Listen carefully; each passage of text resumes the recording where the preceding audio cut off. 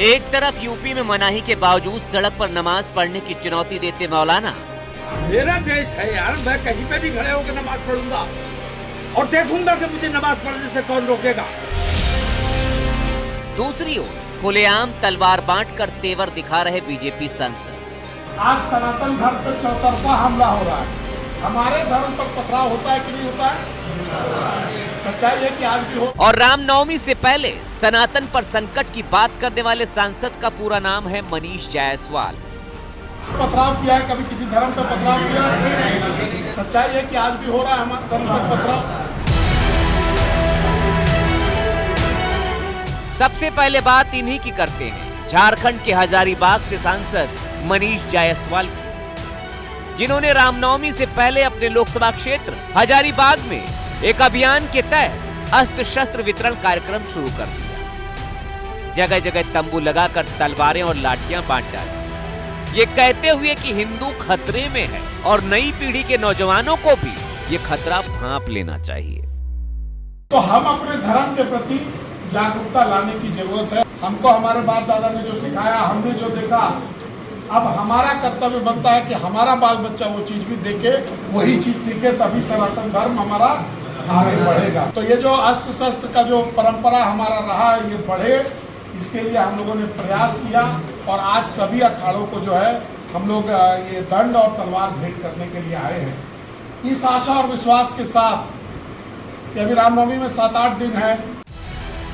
अपने इस दंड और खड्ग वितरण कार्यक्रम में बीजेपी सांसद ने इशारों में बता दिया कि जरूरत पड़ने पर यह डंडा चलाना किस पर है। और हमारे यहाँ जो सांप है उस पर भी ये डंडा जो है कारगर सिद्ध होगा। लेकिन त्योहार से पहले तलवार और डंडे क्यों बांटे जा रहे हैं, ये बताने की बजाय बीजेपी सांसद ने आरोप लगाया कि झारखंड के हालात बीते दौर के कश्मीर की तरह होते जा रहे हैं। एक समय था जब कश्मीर में पत्थरबाजी चरम पर था, आज है क्या? सरकार की इच्छा शक्ति थी, उसने रोक दिया। जब आप वोट बैंक की राजनीति सामान्य समय में भी करेंगे तो लॉ एंड ऑर्डर को खराब होने से कोई रोक नहीं सकता है। वहीं विरोधी दलों का आरोप है कि इस तरह तलवारें बांटकर बीजेपी सांसद न सिर्फ नौजवानों का भविष्य चौपट कर रहे हैं, बल्कि धार्मिक तनाव भी बढ़ा रहे हैं। बीजेपी सांसद की तलवारबाजी सहयोगी दलों को भी पसंद नहीं आ रही, वो भी नसीहत दे रहे हैं। बीजेपी किस तरह से नौजवानों का भविष्य बर्बाद कर रही है। बीजेपी के हजारीबाग के माननीय सांसद तलवार और लाठी बांटने की बात कर रहे हैं, हाथ में कलम और नौकरी बांटने की बात कब करेंगे बीजेपी? हजारीबाग में अप्रिय घटना घटी है, लेकिन इसका ये मतलब नहीं है कि कानून को अपने हाथ में लिया जाए, किसी को उकसाया जाए। हमें लगता है कि कानून का सख्ती से पालन होना चाहिए। वहीं बात भड़काऊ तकरीरों के लिए पहले से कुख्यात मौलाना तौकीर रजा की करें तो तौकीर ने यूपी में ईद के दिन सड़क पर नमाज पढ़ने पर लगी पाबंदी को सीधा चैलेंज दे दिया है। तौकीर रजा ने कह दिया है कि वो सड़क पर ही नमाज पढ़ेंगे, फिर चाहे जो हो जाए। मैं अपनी मस्जिद में गया नमाज पढ़ने बाजमात, और वहाँ मस्जिद फुल हो चुकी है, तो मुझे नमाज पढ़नी है, तो मैं अगर सड़क पे 2 मिनट के लिए 5 मिनट के लिए खड़ा हो गया। मेरा देश है यार, मैं कहीं पे भी खड़े होकर नमाज पढ़ूंगा और देखूंगा कि मुझे नमाज पढ़ने से कौन रोकेगा।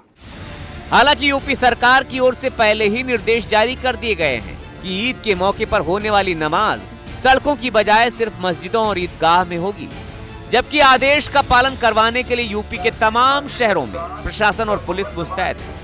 सरकार की अपील के बाद मुस्लिम समाज के कई संगठन भी सड़कों पर नमाज न पढ़ने के लिए राजी हैं। उलमा की तरफ से भी अपील की जा रही है और के बाहर रोडों पर सड़कों पर नमाज न पढ़ें, ईदगाह परिसर में ही नमाज पढ़ें। मस्जिदों की तादाद को इसीलिए बढ़ाया गया है और जगह जगह हमने इसके प्रचार के लिए पोस्टर, पंफलेट, बैनर वगैरह लगाए हैं, जिससे कि सब आदमियों को इस बात की पता चल जाए नमाजियों को कि सड़क पर नमाज नहीं पढ़ी जाएगी। लेकिन योगी सरकार के आदेश पर मुस्लिम समाज की ये रजामंदी तौकीर रजा ही नहीं, बल्कि यूपी से दूर बैठे कुछ मुस्लिम नेताओं को भी रास नहीं आ रही। मुझे अगर मस्जिद में जगह नहीं मिली तो यकीन मानो मैं सड़क पे नमाज पढ़ूंगा। ईद की नमाज इंपॉर्टेंट है, घर में तो नहीं पढ़ सकते वो नमाज को, मैं रास्ते पे नमाज पढ़ूंगा। पुलिस प्रशासन जो करना है केस करे, अंदर डालना है डाल दे। हालांकि मुसलमानों की नाराजगी नवरात्र से पहले मीट मटन की दुकानों पर पाबंदी लगाने की मांग पर भी है, जो दिल्ली से होते हुए यूपी तक पहुंच गई। यूपी सरकार ने भी धार्मिक स्थलों के पास मांस की बिक्री पर रोक के निर्देश जारी किए हैं, लेकिन धार्मिक आस्था से जुड़े मामले में हो रही राजनीति माहौल को संभालने की बजाय बिगाड़ने की कोशिश में दिख रही है।